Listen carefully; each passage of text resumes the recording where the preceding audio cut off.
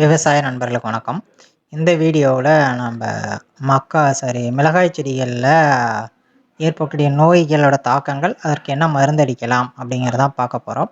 இதற்கு முன்னாடி நம்ம ஒரு 2 வீடியோ போட்டிருக்கோம். என்னென்னா, மிளகாய் செடிகளுக்கு உர மேலாண்மை, மிளகாய் செடியில் பார்த்தீங்கன்னா எத்தனை வெரைட்டிஸ் இருக்குது, அதில் எது பெஸ்ட்டு வெரைட்டி, எப்படி சூஸ் பண்ணுறது அப்படிங்கிறதெல்லாம் நம்ம வீடியோவாக போட்டிருக்கோம். பார்க்காதவங்க அந்த வீடியோவை பாருங்கள். கீழே லிங்க்கில் நான் டிஸ்கிரிப்ஷனில் கொடுக்குறேன்.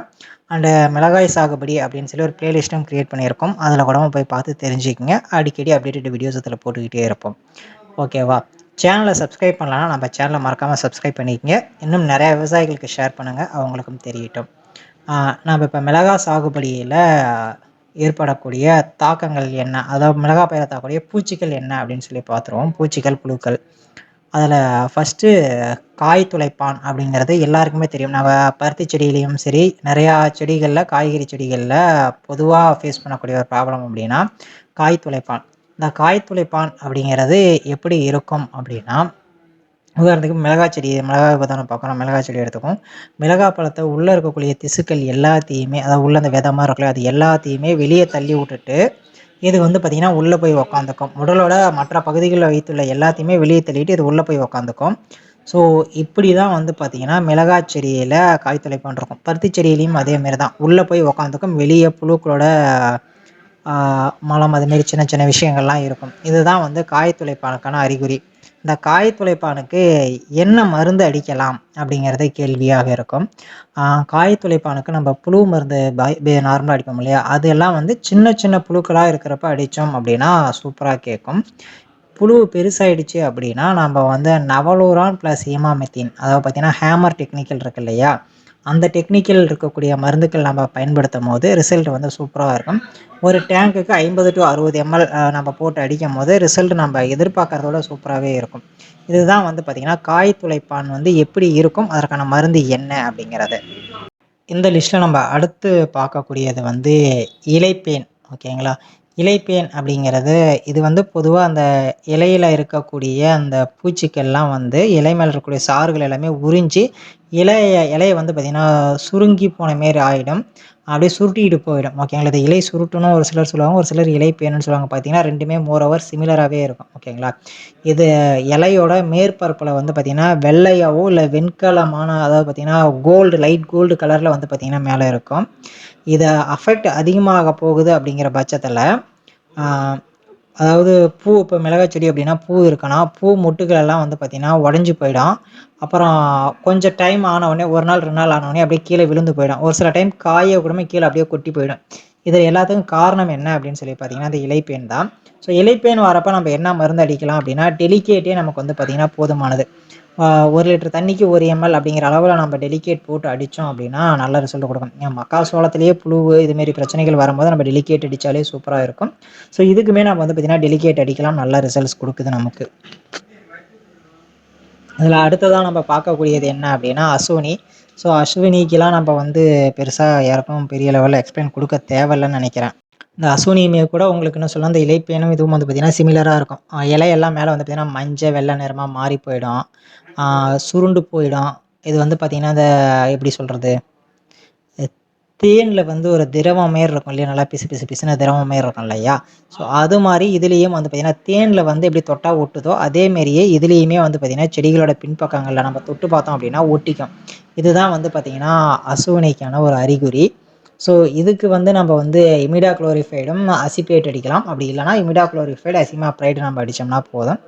1 லிட்டர் தண்ணிக்கு 8 to 1 ml, 0.8 to 1 ml சொல்லுவாங்க ரெக்கமெண்டேஷன். நம்ம 1 to 2 ml 1 லிட்டர் தண்ணிக்கு போட்டுக்கிட்டு இமிடாக்ளோரிஃபைடு இப்போ அடிக்கிறோமா, கூட பார்த்திங்கன்னா அசிபேட்டு இல்லை அசிமாப்ரைட் இதை மிக்ஸ் பண்ணி நம்ம அடிக்கும் போது நமக்கு ஒரு நல்ல ரிசல்ட் கொடுக்கும் அஸ்வினிக்கு எகென்ஸ்டாக.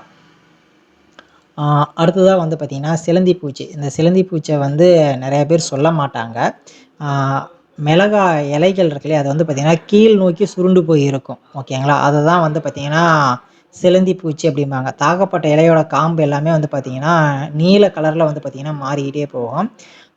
இலைகள் ரெகுலராக இப்போ 20 நாளில் கீழே விழுவுது அப்படின்னா இதில் பார்த்திங்கன்னா ஒரு 10 நாள் 5 நாள்லேயே பார்த்திங்கன்னா இலைகள்லாம் உதிர்ந்து போயிடும். இதுக்கு என்ன மருந்து அடிக்கலாம் அப்படின்னா, ஓப்ரான் நம்ம அடிப்போம் இல்லையா, அந்த குச்சிக்கெல்லாம் செம்பேன் இதுக்கெல்லாம் வருது இல்லையா. ஸோ அது மாதிரி இதை வந்து பார்த்திங்கன்னா நம்ம இதுக்கும் அடிக்கலாம், ஓப்ரான் அடிக்கலாம். 1 லிட்டர் தண்ணிக்கு 0.3 to 0.5 ml அடித்தோம் அப்படின்னா நல்ல ரிசல்ட் கொடுக்கும். அடுத்ததாக நம்ம என்ன பார்க்கலாம் அப்படின்னா, நாற்றங்கால் அழுகல் இருக்கு இல்லையா? நாற்றங்கால் அழுகல் வந்து நம்ம எல்லா பயிர்களுக்கும் அடிக்கக்கூடிய அதே தான். ஒன்று வந்து பார்த்திங்கன்னா நம்ம சிஓசி பயன்படுத்தலாம். காப்பர் ஆக்சிக்ளோரைடே பெஸ்ட் ரிசல்ட்ஸ் தான் கொடுக்குது. 1 கிராம் தண்ணிக்கு சரி 1 லிட்டர் தண்ணிக்கு 2 கிராம் அப்படின்னு சொல்லி போட்டு நம்ம டிச்சிங் பண்ணோம்னாவே நமக்கு ஒரு நல்ல ரிசல்ட்ஸ் கொடுத்துருது.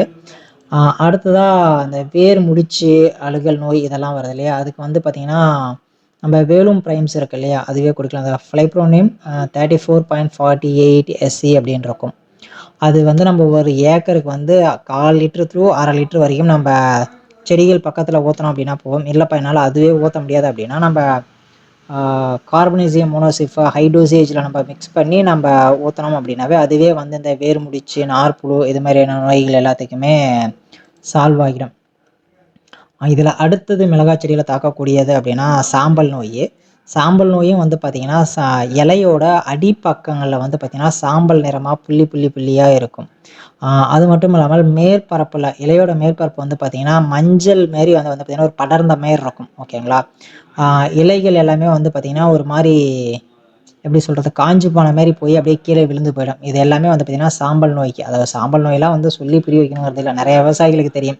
நம்ம அடுப்பு சாம்பல் எப்படி இருக்கோ அதே மாதிரி இலைகள் மேலெல்லாம் மாறி அப்படியே கீழே விழுந்து போயிடும். இதுதான் வந்து பார்த்திங்கன்னா சாம்பல் நோய். சாம்பல் நோய்க்கு நம்ம கொடுக்கக்கூடியது கார்பனேசியம் மோனோசிப். வந்து பார்த்திங்கன்னா 100 கிராம் வாங்கி 4 டேங்க்குக்கு அடிக்கலாம். அப்படின்னா 1 லிட்டர் தண்ணிக்கு 2 to 3 கிராம் வந்து ரெக்கமெண்டேஷன். நம்ம 4 கிராம் வரைக்கும் கூட வந்து பார்த்திங்கன்னா அடிச்சுக்கலாம், ஒன்றும் பிரச்சனை கிடையாது.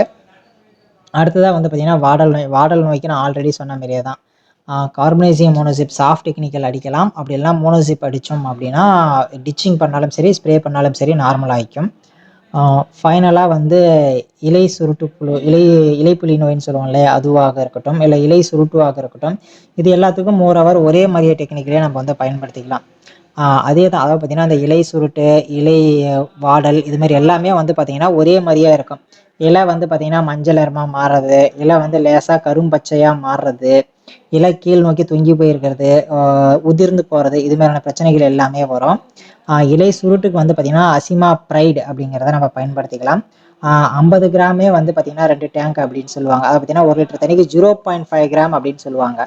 அப்படிங்கிறப்ப நம்ம வந்து 50 கிராம் வந்து ஒரு டேங்குக்கு 20 to 25 கிராம் நம்ம ரெக்கமெண்ட் பண்ணிவிடுவோம்.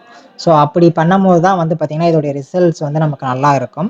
அப்படி இல்லைனா ரிசல்ட் கொஞ்சம் அடி வாங்கும். பொதுவான ஒரு விஷயம் என்னென்னா, நம்ம மிளகா பயிரிடுறோம் அப்படிங்கிற பட்சத்தில் நம்ம வந்து வச்சிக்க வேண்டியது என்னென்னா, ஹேமர் இருக்கணும், டெலிகேட் இருக்கணும், இமிடா குளோரிஃபைடு இருக்கணும், அதுக்கப்புறம் காப்பர் ஆக்சிக்ளோரைடு, இந்த வேறு சம்மந்தமான நோய்களுக்கு காப்பர் ஆக்சிக்ளோரைடு இருக்கணும். அதை தவிர்த்து அப்படின்னா சாஃப்ட் டெக்னிக்கல் வச்சுக்கிட்டு அசிமா ப்ரைடு வச்சுக்கிட்டோம் அப்படின்னா இதை தவிர்த்து நமக்கு வேறு எந்த ஒரு மருந்துமே தேவைப்படாது மிளகாய் சாகுபடிக்கு.